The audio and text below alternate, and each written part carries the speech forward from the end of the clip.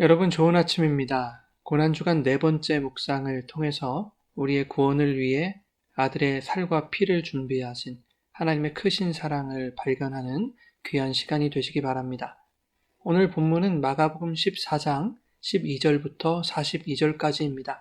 26절까지만 함께 봉독하겠습니다. 무교절 첫날 곧 유월절 양 잡는 날에 제자들이 예수께 여짜오되 우리가 어디로 가서 선생님께서 유월절 음식을 잡수시게 준비하기를 원하시나이까 하매 예수께서 제자 중에 둘을 보내시며 이르시되 성내로 들어가라. 그리하면 물 한 동이를 가지고 가는 사람을 만나리니 그를 따라가서 어디든지 그가 들어가는 그 집 주인에게 이르되 선생님의 말씀이 내가 내 제자들과 함께 유월절 음식을 먹을 나의 객실이 어디 있느냐 하시더라 하라.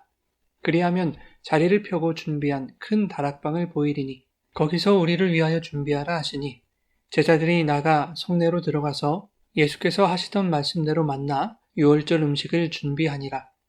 저물매 그 12를 데리시고 가서 다 앉아 먹을 때에 예수께서 이르시되 내가 진실로 너희에게 이르노니 너희 중에 한 사람 곧 나와 함께 먹는 자가 나를 팔리라 하신대 그들이 근심하며 하나씩 나는 아니지요 하고 말하기를 시작하니 그들에게 이르시되 12 중에 하나 곧 나와 함께 그릇에 손을 넣는 자니라.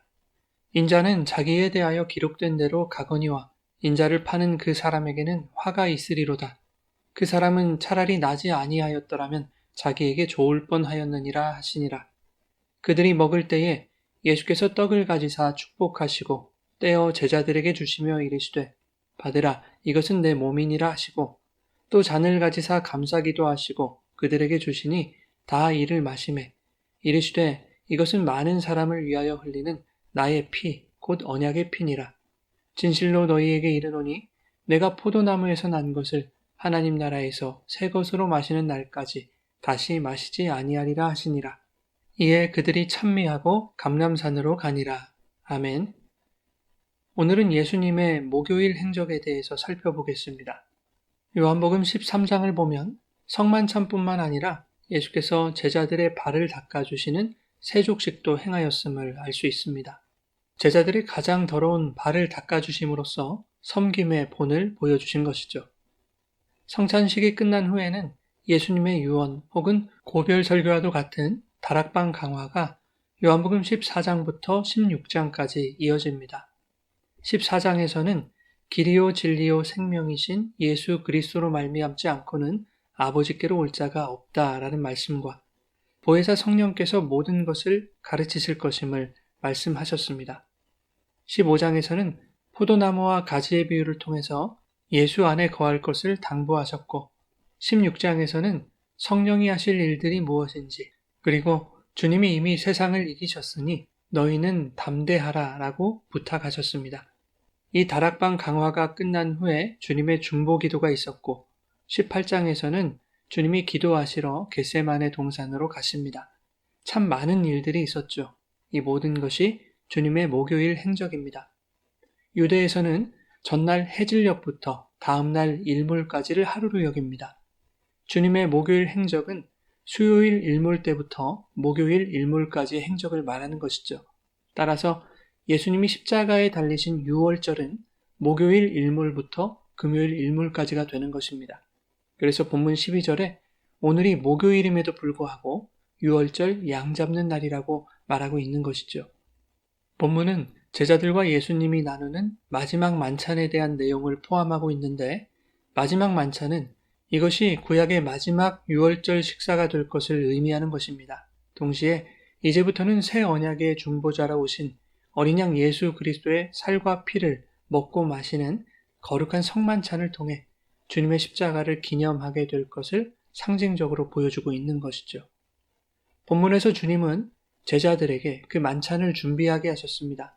제자 둘을 성내로 보내시면서 물 한 동이를 가지고 가는 사람을 따라가라고 말씀하셨고 어디든지 그가 들어가는 집의 주인에게 주님이 제자들과 함께 유월절 음식을 먹을 장소가 어디인지를 묻도록 하셨습니다. 그리하면 집 주인이 큰 다락방을 안내할 것이라고 말씀하셨죠. 제자들은 성내로 들어가서 예수님이 말씀하신 대로 행하였고 그렇게 유월절 음식을 준비할 수 있었습니다. 오늘 주목하고자 하는 것은 이 유월절 만찬을 누가 준비했는가 하는 것입니다. 물 한 동이를 가지고 가는 사람을 만날 수 있는 것은 우연이 아니었죠. 이것은 동쪽으로 가면 귀인을 만날 수 있다라고 하는 미신적인 요행을 말하는 것도 아닙니다. 예수님의 이 말씀은 필연적으로 일어날 수밖에 없도록 하신 주님의 계획인 것이죠. 물동이를 든 자가 들어가는 그 집의 주인이 큰 다락방을 제공한 것은 제자들이 운이 좋아서도, 제자들이 그 집주인을 열심히 설득해서도 아닌 것이죠. 이 모든 것은 주님이 치밀하게 계획하시고 준비하신 일인 것입니다. 다만 주님은 자신이 준비하신 것에 제자들의 순종을 요구하신 것이죠. 주님이 제정하신 성만찬은 단순한 명절 식사 자리가 아니었습니다. 유월절 어린 양을 죽여 그 피를 문설주와 문 임방에 바른 이스라엘의 집에는 재앙이 지나가게 하시고 죽은 양으로 양식을 삼도록 하셨던 것처럼 유월절 어린 양이 되어 죽임당하실 예수 그리스도의 찢기신 살과 피를 먹고 마심으로 영원한 속죄를 얻게 되는 구원의 축제를 그리고 있는 것입니다. 그런데 이 구원의 만찬을 누가 준비했는가 하는 것이죠. 이것은 구원의 주체가 누구인가 라는 질문으로 확대될 수 있습니다. 모든 유월절의 준비를 주님이 담당하셨던 것처럼 구원이라는 축제를 위해서 주님은 자기 자신을 축제 음식으로 준비하신 것입니다. 또한 아브라함이 모리아산에서 번제를 드릴 수 있도록 아들 이삭을 대신할 순양을 미리 준비하신 분이 하나님이셨던 것처럼 유월절 어린 양의 희생을 통해 이스라엘의 구원을 계획하신 자신의 뜻을 이루시기 위해 예수 그리스도가 십자가에서 희생제물로 바쳐져야 할 것을 준비하신 분 또한 하나님이신 것입니다. 그렇게 모든 것을 하나님이 준비해 놓으셨습니다. 구원이라는 만찬이 이루어지는 것에는 죄인들의 피도 인간의 어떠한 계획이나 열심 따위도 필요 없는 것이죠. 오직 예수 그리스도의 살과 피로서만 참여할 수 있는 거룩한 만찬임을 기억해야 할 것입니다. 그럼에도 불구하고 주님은 우리에게 순종을 요구하십니다.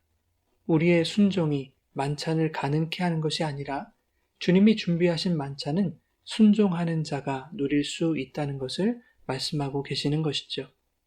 사랑하는 여러분, 주님은 우리의 구원을 위해 자신의 살과 피를 준비하셨습니다.